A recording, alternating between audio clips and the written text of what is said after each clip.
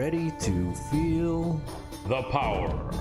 That's Colin Crandall, myself, Adam Roorda. I am just the producer. Colin is the man of the hour, but this show is brought to you by Lith Token. It's a lithtoken.io. It is an ESG, environmental social governance token. And Colin, you're not supposed to be zipping and unzipping stuff. Oh, I'm sorry. I'm showing off Lith Token. Well, so at least it was worth something, right? Continue. Sorry. Don't zip it back up. No, okay. Leave it unzipped.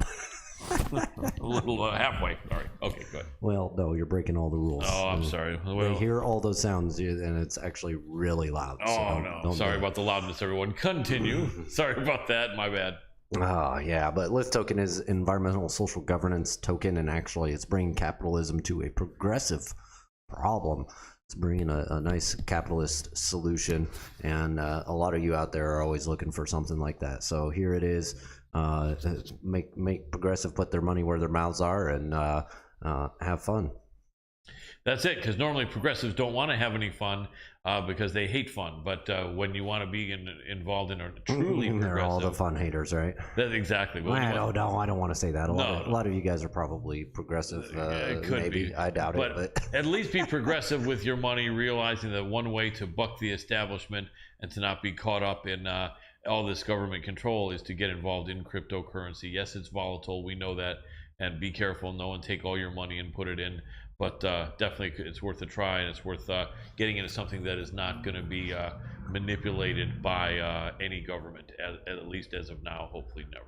Right. Well, hey, man, we've got Seventh Son here that's saying that they've got the power. Well, awesome. I love that you have the power, just like us here at MMA Power Hour. Yeah. We are on social media right now, all across the board on the HANNIBAL TV, Facebook for MMA Power Hour. You can hit us up on Instagram, Twitter, and we will be doing lives on Twitter again. We'll be doing that. But in the meantime, make sure to hit up the HANNIBAL TV. Actually, through all time, make sure to hit up the HANNIBAL TV. If you're not there, hit it up on YouTube. How many subscribers are... He's at about 320,000 subscribers. And also, I got what Seventh Son is saying, a movie with a guy I actually briefly studied karate with, Jeff Speakman, in The Perfect Weapon. He's got the power. That was the theme to that. Now, the song was really popular. It was a popular song before that, but that was actually the song in that 90s movie, The Perfect Weapon. He's got the power. Yeah. He's got the power. So I get that. Seventh Son. I can't sing like CNC Music Factory, but hey, you know what? Yeah, I gotta love it. Another Generation X guy's gotta be. What does he say at the end there? Yeah, can you sing like CNC Music Factory? Oh man, I'll tell you, I can't. Well, my initials are CC. I could sing like Colin Crandall Music Factory. That'd be about the closest I come. And that would not be as good as the actual CNC Music Company. But Dr. Adam Roorda, man, we got a good show set here, man, and I am not wearing my watch because a piece broke off, so it's getting repaired. But we have, what, 2 minutes left till 10 after, or are we already there? Yeah, we've got about 5. Gotcha. So Doc, I know that a lot of the stuff I'm going to ask your opinion on is going to be later in the show. So maybe I won't do that, but I'll tell you what. Why don't we? Can you pull up best fight odds, or let's see if any. Okay, here we go. Okay, so the main event was supposed to be Rafael dos Santos against Rafael Fiziev. That fight is off. It's looking like it's going to be Brazilian Renato Moicano against Rafael dos Anjos, Brazilian against Brazilian. They don't make those matchups that much, Adam, because Brazil is not a large country. And even though they were not a large country, right? Even though they did originate. My point is, they did originate the Vale Tudo no holds barred fighting, but they don't like to fight each other. And there's enough other nationalities that Brazilians. I'll tell you what it is, Colin. Actually, yeah, there is a very large country called Brazil with a ton of people in it. But working in the pay-per-view markets, I know that nobody pays for anything. They don't have enough money down there, and credit cards are not used as much. So they're not going to do a strictly Brazilian fight very often. That's right. And That's they what don't, it is.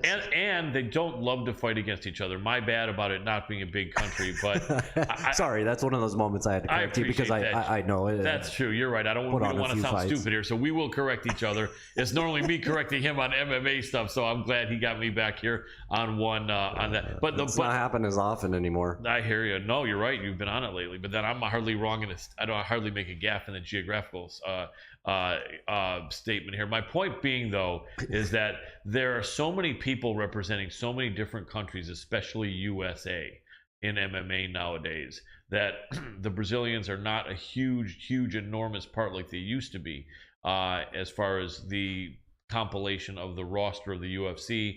And it's easy to not force a Brazilian to fight another Brazilian, and they prefer it that way.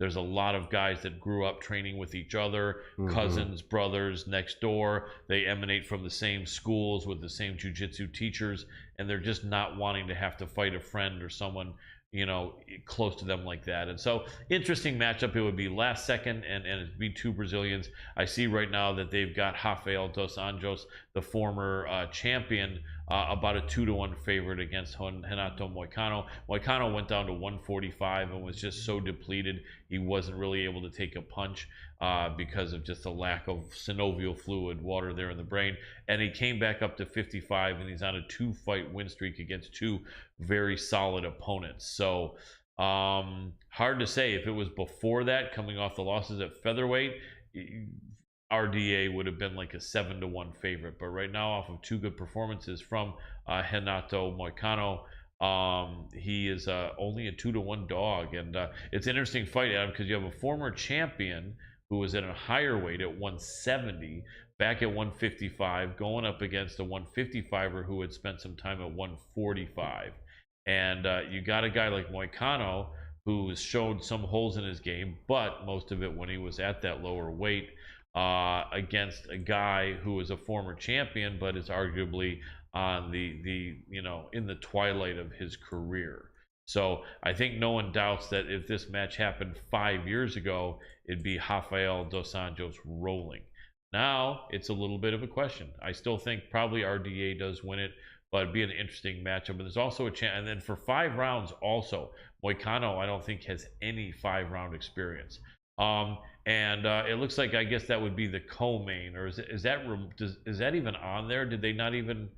Do you see Dos Anjos against? They still have Fiziev. They have not updated it. Fiziev is out. Fiziev does have COVID, so it looks like that was going to be the co-main.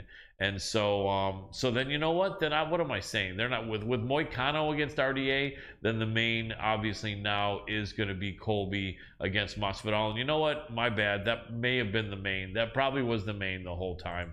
So it's been a tough week. It was the main the whole time. It was the main. It's all right. I wasn't going to correct you 2 times in a row. Yeah, I appreciate it. So, but the question is, would RDA against Moicano even deserve to be the co-main? Now, probably yes, based on who RDA is, but you never know. Anyway, now we've got to be close to time for our first guest. Yep, right? our first guest is Mr. Paulson, yes, correct? Sir. Yes, sir. Awesome. Let's see. Well, he's not online right now. Well, that's kind of a bummer. I'll try to give him a call though. Yeah, let's try. We get to do our Skype dances. Yeah, we do. Maybe I'll let him know. Well, yep, he's got to get online. Okay, let me mention it to him.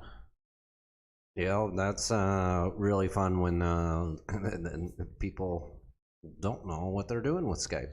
Yeah, I don't know why that's so difficult. I mean, it's tough. In Coach Paulson's defense, he is a Generation X guy. There's nothing difficult about it. It's like when I tell my mom, "Listen, you have no excuses. It's not difficult."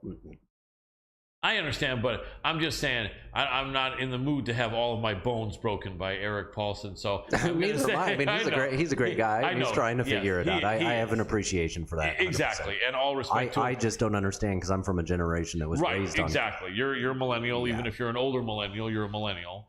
and it was just easier. And in reality, I mean, Eric spent so much time teaching and coaching. There he is. Let's do it. There he is. He was watching us. Beautiful. Tell him to forgive me. I don't want to get beat up. All right. Hey, Eric, can you hear me?